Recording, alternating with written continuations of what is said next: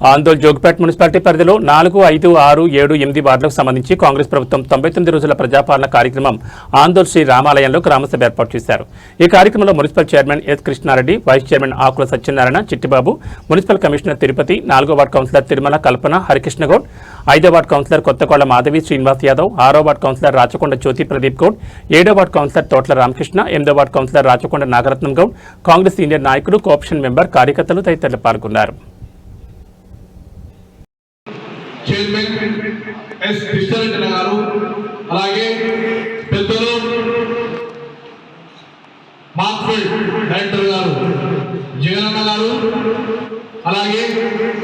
ఆందోళన చూపిన municipal commissioner గారు తిరుపతి గారు,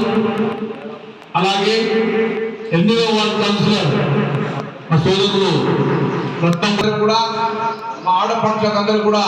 పేరు పేరున నమస్కారాలు, ధన్యవాదాలు తెలియజేస్తున్నా ఉన్నా.